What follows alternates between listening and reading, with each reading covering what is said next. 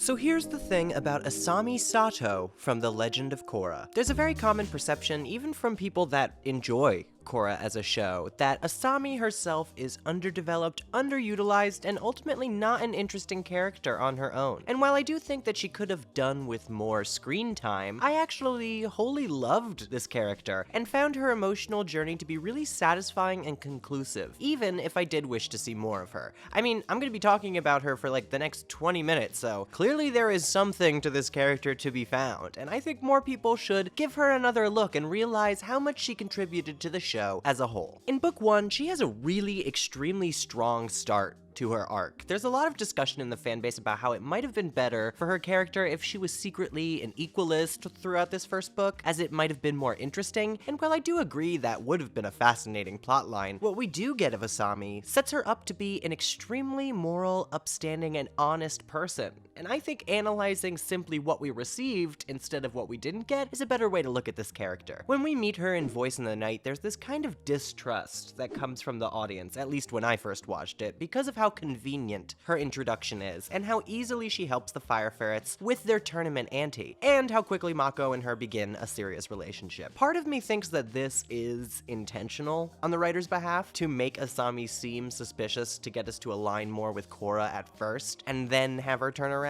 But it's important to remember that she is being entirely serious here, and really feels something real for Mako. That line about her feeling safe with him is really important to her, as her life previously has been filled with uncertainty, thanks to the loss of her mother and the subsequent radicalism of her father. And then as the love triangle starts up, it definitely starts to distance us away from Asami, as Korra really struggles to be around her or accept her as a part of the group due to her own feelings toward Mako. She definitely works at it, thanking Asami at the end of Spirit of Competition, you know, the big love triangle episode in book 1, even though her harsh feelings toward her relationship with Mako are still sort of present. But where things really change is in the episode The Aftermath, where we really get a ton of insight into her home life and how her upbringing has affected her as a person. The death of her mother really caused a fissure in her family, and we can see how this has turned her father to be a bit paranoid, even before the reveal that he was working with the Equalists. The assertion that she must protect herself, the overprotection of Asami in general, we do really get the sense that this loss has deeply affected their relationship and the atmosphere of their home lives. Not to mention that they don't seem particularly close. Asami has that line about forgiveness over permission. She doesn't seem to have any idea about the secret workshop existing at all, when he clearly spends a ton of time down there. I mean, how long did it take him to make those robots? Hiroshi works all the time. It's not right in the forefront of their relationship, but you can tell that there is a bit of distance there. They don't really have intimate conversations in this show, and I'm sure the immense size of their house doesn't help that they could probably go weeks without seeing each other. Asami believes in a version of her father, simply put, that does not exist, not seeing what really lies beneath, and her father hides his true essence behind a veil of benevolence. While I do believe Asami in this episode when she asserts her father's innocence, I can't help but imagine how much damage and distance has been put between her father and her since her mother's death. There is a thick wall between her and Hiroshi, and him not showing any real part of himself, constantly restraining his behavior,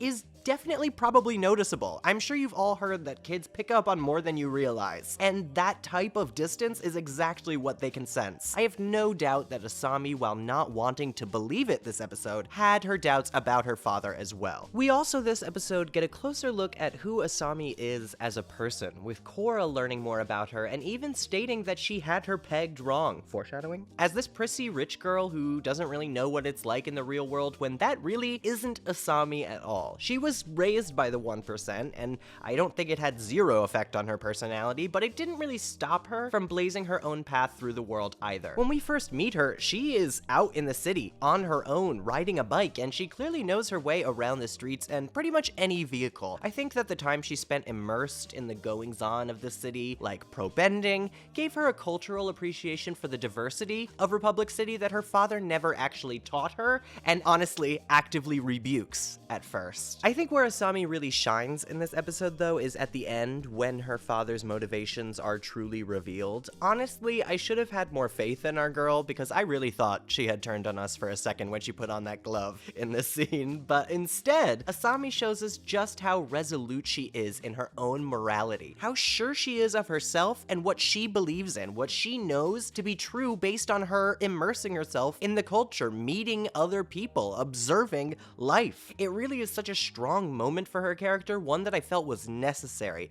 to break through this sort of weird perception we have had of her since her introduction. All of that doubt about her as a person completely melted away for me. But like I said before, Asami is a great example that we are not entirely molded by our upbringings. Despite her father trying to instill hate, fear, and bigotry into her, she ended up exploring and discovering the city for herself anyway, forming her own opinions and breaking away from that radical authoritarianism that her father likely wanted to try and teach her, and was subtly doing so before just confessing to being an equalist himself. I also think that her father lying to her all this time had an extreme effect on her decision-making in this moment when she turns on him. To be betrayed by someone you thought cared for you so much, to be lied to consistently for years on end, on such a large scale, does unimaginable damage to our ability to trust again, thus causing her to electrocute her father and turn away from him pretty much for good. After this, Asami is steadfastly on the Avatar's side, even with the small romantic drama that ensues. People find it annoying,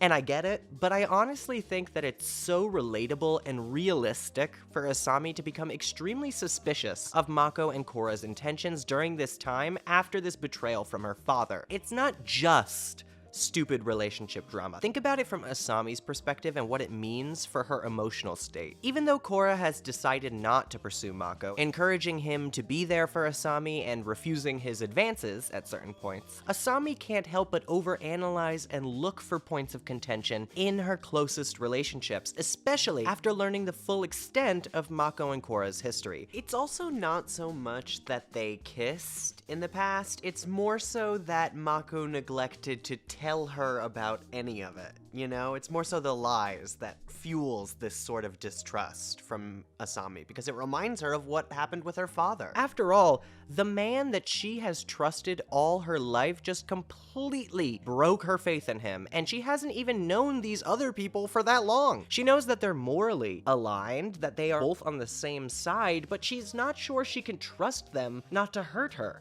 because her faith in others has been fundamentally altered by her father. It's a rule of betrayal trauma, and I've discussed it before on this channel with regard to BoJack. After these experiences where a core relationship, something that is integral to our identity, was upended and violated, people struggle to make healthy relationships in the future, or healthy decisions about who to believe in, and fundamentally have trouble discerning who is there to help them and who is out to get them. I have linked my sources below in the description as always. However, even with all this distrust swirling around, Asami never even considers switching sides, which honestly, I could have seen happening, considering how overtly Mako began to dote on Korra near the end of book 1. But there is no scene where she leaks information, there are no secrets, and she never lies. Asami even never blames Korra for the love triangle scenario. She puts the blame exactly where it belongs, on Mako, who is showing feelings for multiple people while being committed to one girl. She deserves so much credit for holding strong, though, for being so true to herself even through all this emotional turmoil, that she never wanted to betray what she believed in or these people that she believed in. This is exactly why I believe she's such an upstanding, loyal, and honest person. She is so resolute and determined that she is able to stick through these traumas and even remain in the group despite the fact that it can hurt to see Mako and Korra together. And in the finale, she's finally able to confront her father for what he has done to her and their family, appropriately calling out his hatred and reading his ass for filth, which was a welcome scene for me. She really doesn't shy away from telling him off when she is imprisoned by him or when they are about to face off, showing how different she is from her own father. She's very brave and is even able to physically face off against him and ultimately restrain and imprison him for good. It's really difficult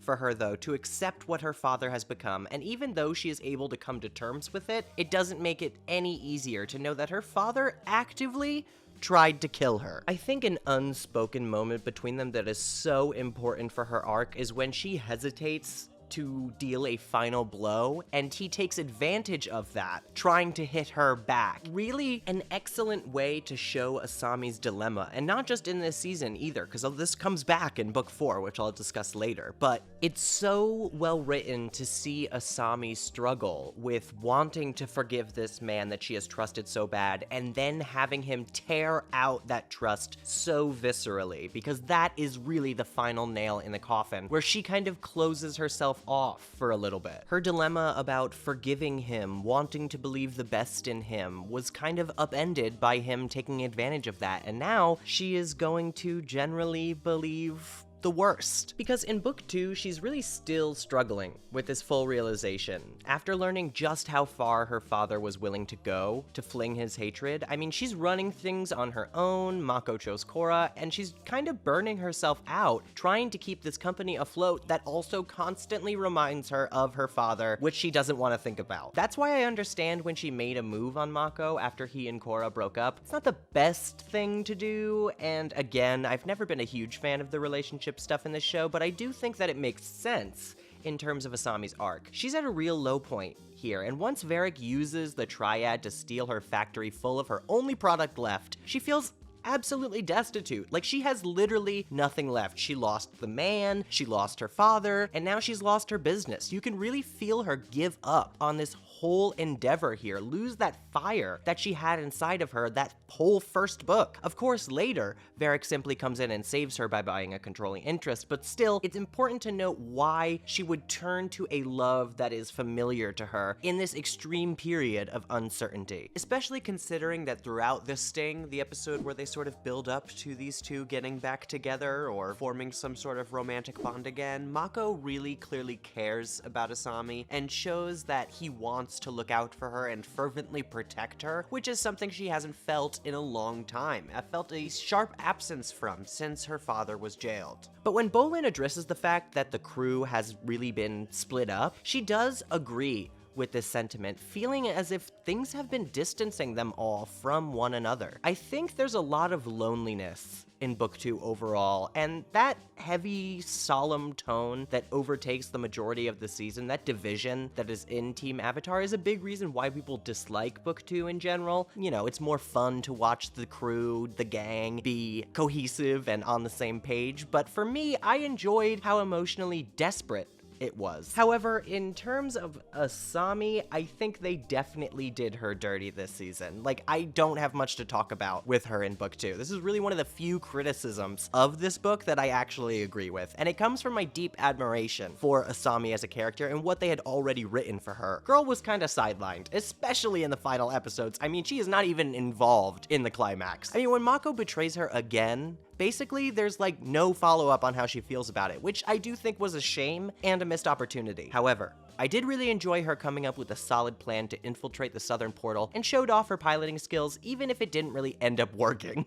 It's nice that they found a way to include her in the final arc in a major way for this action set piece, but I just wish she did even more and they dove deeper into Asami's emotional troubles this season, because she really is at an extremely low point this entire time and doesn't really pull herself out of it quite yet. Which I think does, again, lend itself well to the whole idea of book 2 where the crew is kind of pulling themselves away from one another. It does track that Asami would kind of retreat and go into survival mode and maybe neglect some of her connections to the point where they all feel like they've lost touch with one another. Thankfully, they kind of correct this in the last episodes, bringing everyone back together and moving them forward together in book 3, but even as much as Asami wasn't utilized in book 2, it is still an important time for her arc, where she is really distrusting these friendships, losing faith in people, and kind of retreating into a shell. However, I do believe they sort of course correct in book 3, where she takes much more action in the main plot and sticks by by Korra's side more as a duo, allowing her to grow on her own unique bond with the protagonist that ultimately puts her more in the spotlight. I think one of the genius moves of book 3 was to clear up right off the bat that Asami and Korra, 1, had no animosity toward each other at all, and 2, both no longer had any interest in Mako. I'll do a video about why that's best for his character too, but Asami and Korra specifically, it does a lot to inject more positivity and good-natured humor into this group's dynamic, which previously was kind of split up, like I mentioned in book 2. Korra laughing after Asami was so nervous to tell her about kissing Mako, and then Asami pranking Korra right back is a key moment for their relationship and Asami in general. I think this is the first moment where Asami really starts to move past that period that she was in book 2 and put more faith into those around her, open herself up and be honest instead of, you know, I mean, she didn't really go behind Korra's back, but instead of keeping things from each other and kind of just keeping to herself, not contacting her friends, not supporting them, not allowing them to support her, that sort of thing. Her opening herself up to Korra here so much and actively trying to engage with her shows that Asami is really wanting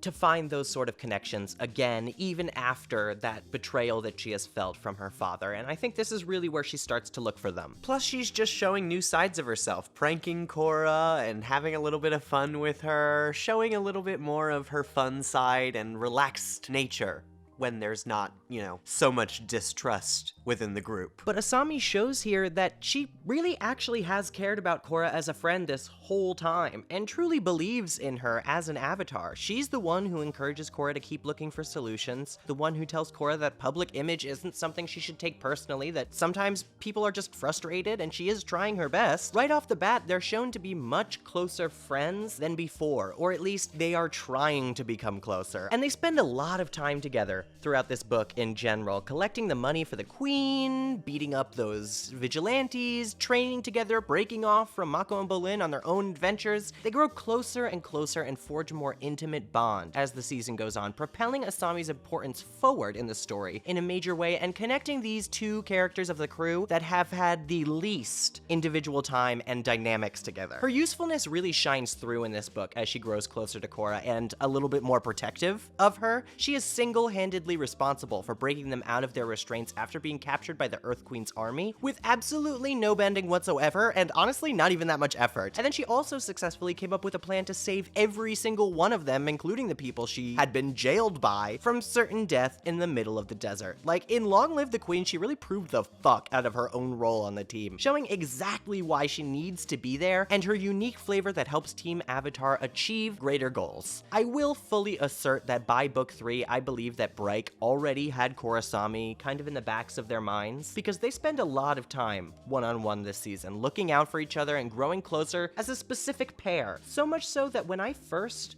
watched this book, I kind of already started to get the vibe that there might be feelings between the two of them beginning to form. Overall, book 3 does a good job not necessarily redesigning Asami's character, but reforming her role in Team Avatar and pushing her more to the forefront, making her more of a memorable character. I think book 3 does a lot in terms of my love for Asami, not as much as book 4 obviously, but we'll get to that. And I truly grew to actively love her. I mean, I liked her before, I thought she was a great character, but again, felt she was underutilized in book 2. But because of all the time we get with her in Change, I began to absolutely fall for her and think she was just an absolute queen. Not only does Asami open herself up more to Korra, but she also opens herself up more to the audience, and I think that's hugely beneficial for her character. However, in the final book, I feel that they really nailed Asami down as a character and fleshed her out more so than any season previously had. This is the book that made me actually obsessed with this character immensely and truly cemented her as one of my favorites in all of Avatar. First of all, I love that she basically rebuilt Republic City around the Spirit Wilds and integrated them into the infrastructure. Nobody really talks about how important this was for the balance of the relationship between spirits and humans in the city, and how much peace this fosters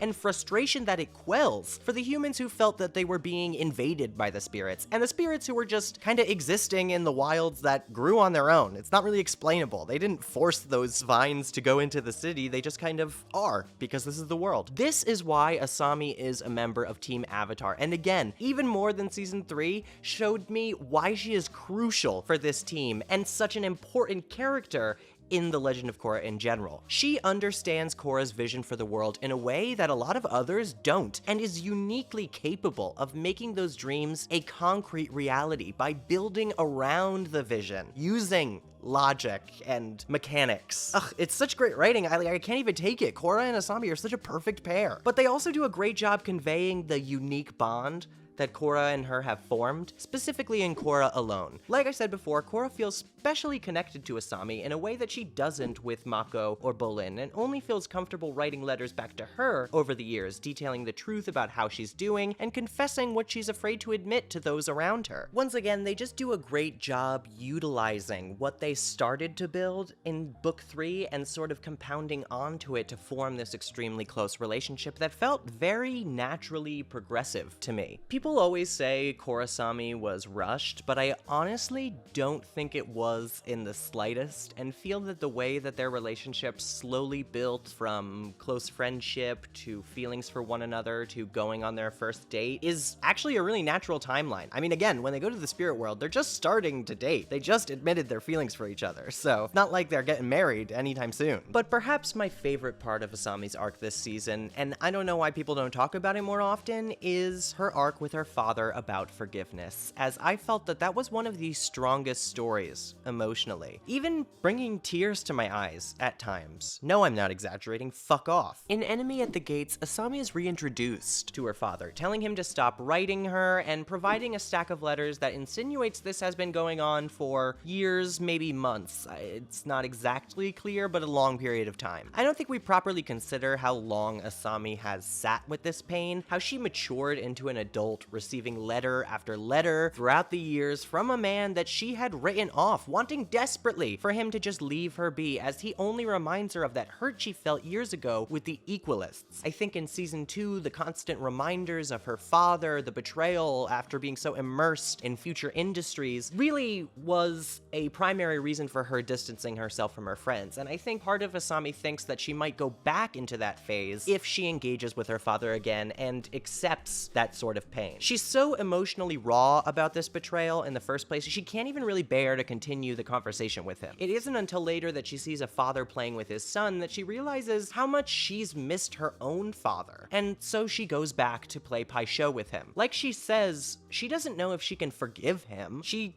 doesn't really find it easy to even be in his presence, but she's mature enough to realize that despite all of that, she wants to be close to her father again. That him betraying her hurt her because she cared about him, because she wanted to love him. So what she can do is try. One of the most emotionally mature and realistic decisions in both shows, honestly. And when she pulled out that Pai Sho board, I honestly started tearing up. It's so beautiful for her to be able to even resolve to try and repair her relationship with him after everything that he did to her in the first book. To try and understand him and what he's gone through, what he must be thinking after all these years in prison and isolation, actually away from his daughter in a way that he never wanted, he never saw coming. To be able to show that sort of compassion to someone like that and even open yourself up to conversations with them. Again, not necessarily just forgetting the past. We never want to forget what has happened to us, what has made us who we are, but it is worth trying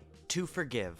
And ultimately, they are able to find a way back to care for one another. It takes time. Years, in fact, but Asami is able to find a way to forgive her father for what he did to her. I think a lot of people would say that she shouldn't, but forgiving isn't forgetting. Forgiving is just recognizing that they are trying. They know what they did wrong and they want to do better. It doesn't mean you absolve them of all of their actions in the past. You're just telling them that you trust them again, to not betray you. And Hiroshi was really making the effort. Some people truly do make this effort. It's a very moving, real, human story, one that these series are known for doing extremely well in this fantasy world, and it was such a treat to watch. I think we're really averse to forgiveness in this world, and that is a shame. We really need to extend more compassion to each other, give people more chances. I think we'd be surprised at how many actually take them. It also shows that once we've been hurt as people, we don't always have to be hurt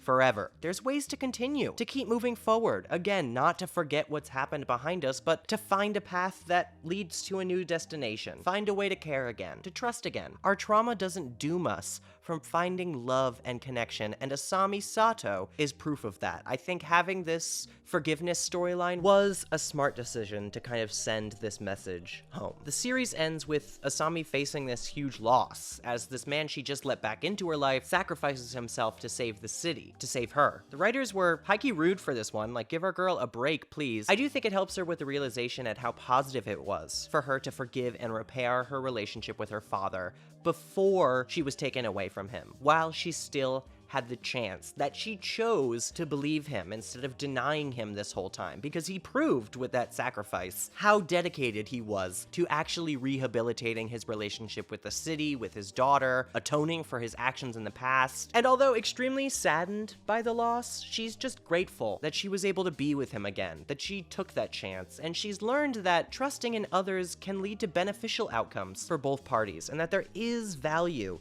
in leading with compassion and empathy, which she had previously had tainted by her father's betrayal in the first season. And although she had definitely learned to open herself back up over time, this is one of the final steps in her journey of rehabilitation from that intense trauma she suffered. Of course, now she has to deal with the loss of her father, but sometimes that's just life, right? Bittersweet. You figure something out, only to have more emotional mysteries to explore. Like I've said before, we're never really finished as people.